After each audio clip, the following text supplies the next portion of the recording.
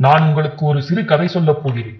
இப்போது பேசிய சிறந்த பேச்சாளர் நாம் ஒருவரை ஒருவர் தூற்றுவதை நிறுத்த வேண்டும் என்று கூறியதை கேட்டீர்கள். இவ்வளவு கருத்து வேறுபாடுகள் இருப்பதற்காக அவர் வருந்தினார். இவ்வளவு கருத்து வேறுபாடுகள் ஏன் வருகிறது என்பதை விளக்க ஒரு கதை சொல்ல வேண்டும் என்று நினைக்கிறேன். ஒரு கிணற்றில் ஒரு தவளை இருந்தது. அது நெடு நாட்களாக அங்கேயே வாழ்ந்து வந்தது. அங்கேயே பிறந்து அங்கேயே வளர்ந்த அந்த தவளை சின்னஞ்சிறியது. அது கண்களை இழந்து விட்டதா இல்லையா என்று கூறுவதற்கு நிச்சயமாக அப்போது பரிணாமவாதிகள் யாரும் இல்லை. நம் கதைக்காக அதற்கு கண்கள் இருந்தன என்றே வைத்துக் கொள்வோம்.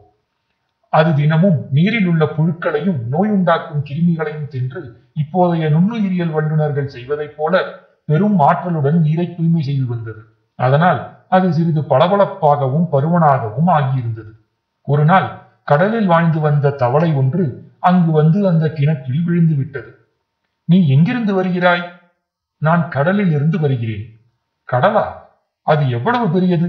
இந்த கிணற்றின் அளவு பெரியதா இருக்குமா என்றபடி கிணற்றின் ஒரு பக்கத்திலிருந்து மறுபக்கத்திற்கு தாவியது கிணற்று தவளை. நண்பா என்றது கடல் தவளை, எப்படி நீ கடலை உன்னுடைய சிறு கிணற்றுடன் ஒப்பிடுகிறாய்? அதற்கு கிணற்று தவளை மீண்டும் தாவியபடி கேட்டது, உன்னுடைய கடல் அவ்வளவு பெரியதா? என்ன முட்டாள்தனமான பேச்சு! கடலை உன் கிணற்றுடன் ஒப்பிடுவதா? அதற்கு கிணற்று தவளை சொல்லியது, என் கிணற்றை விட எதுவும் பெரியதா இருக்காது. இதை விட எதுவும் பெரியதா இருக்க முடியாது. இவன் ஒரு பொய்யன், இவனை வெளியேற்றுங்கள். காலங்காலமாக இதுதான் நம்முடைய கஷ்டமாக இருந்து வருகிறது. நான் ஒரு ஹிந்து. நான் என் சிறு கிணற்றில் அமர்ந்து கொண்டு என் கிணறுதான் முழு உலகம் என்று நினைக்கிறேன். ஒரு கிறிஸ்தவன் அவனுடைய சிறு கிணற்றில் அமர்ந்து கொண்டு அவனுடைய கிணறுதான் முழு உலகம் என்று நினைக்கிறான். ஒரு முகமதியன் அவனுடைய சிறு கிணற்றில் அமர்ந்து கொண்டு அவனுடைய கிணறுதான் முழு உலகம் என்று நினைக்கிறான்.